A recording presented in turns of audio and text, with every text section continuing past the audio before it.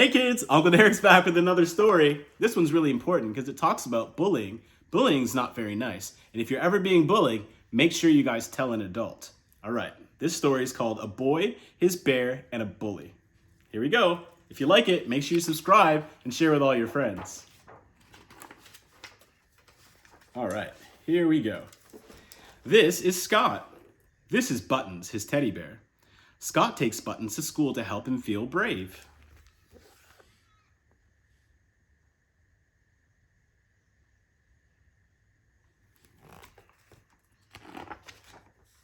This is Rosie and her unicorn, Your Majesty. And this is Duncan. Every day, Duncan is mean to Scott.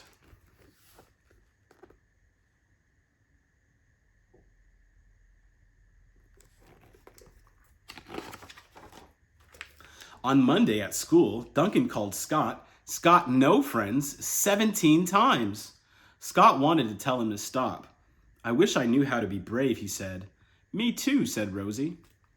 On Tuesday in art, Scott saw Duncan rip his painting, but he didn't feel brave enough to say.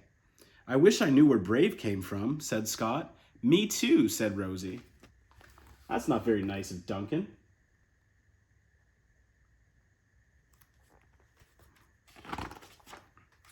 On Wednesday in PE, Buttons went missing. I don't think I can be brave without Buttons, Scott told Rosie. On Thursday, it was dress-up day. Scott wondered how he was going to get some brave without Buttons. He hoped his dinosaur suit would make him brave.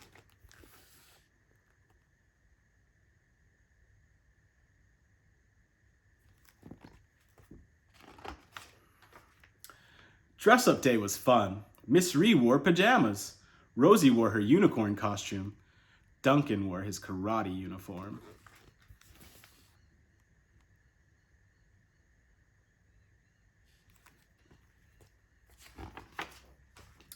All morning, Scott worried about Buttons and finding his brave. His stomach felt fluttery. When the lunch bell rang, Scott's heart started thumping. He wondered if this was his brave brewing. I think I might be feeling a little brave, Scott told Rosie as they went to lunch. Me too, said Rosie.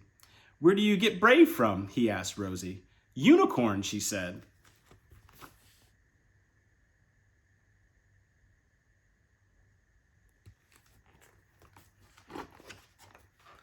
They sat down with their lunchboxes. Duncan stood over them, looking very karate. He snatched Scott's treat and stuffed it in his mouth. He started to chew.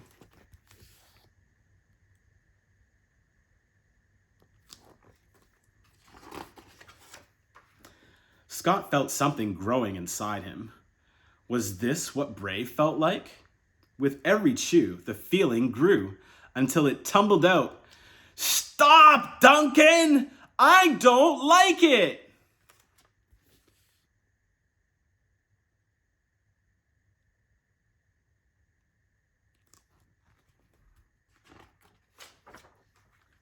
The playground went quiet.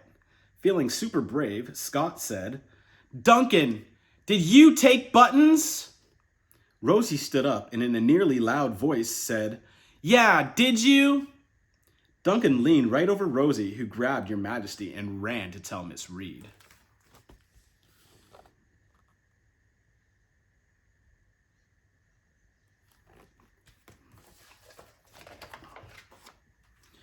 Duncan, do you know where Buttons is? Asked Miss Reed. Duncan shook his head. Duncan, if you did know, where would that be? Asked Miss Reed. In the compost, mumbled Duncan in a small food-in-his-mouth voice. Miss Reed and Duncan went to the compost bin, and together they rummaged through the scraps.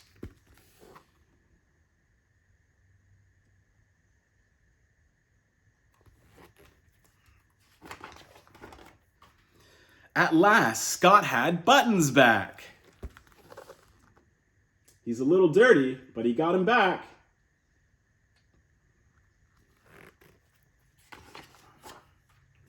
Miss Reed took Duncan, Scott, and Buttons into her office. Being mean is not okay, Miss Reed said to Duncan. Miss Reed then talked about kindness and friendship, but Scott was too busy listening to his insides. He felt better for finding buttons and for finding his brave.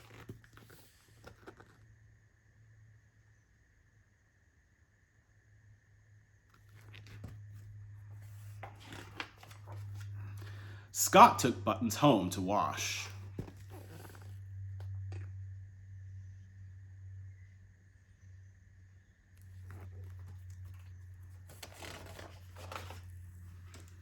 On Friday at the lockers, Duncan gave Scott a sorry note he wrote with his mother. "Thank you," said Scott. The letter read, "To Scott, I am sorry for being mean and putting your buttons in the compost. I am sorry. I won't do it again. From Duncan." Well, that was nice of Duncan to apologize. "That's nice," said Rosie. "Will Duncan ever be my friend?" asked Scott. "Maybe," said Rosie, "if he wants to be." "Maybe we could show him," said Scott, which was brave. The end. All right, guys. We always want to try to be kind to people. But if you're being bullied, you want to make sure that you tell someone, either an adult or your parents, because you don't want to just let it happen. All right, guys. Stay safe. Bye.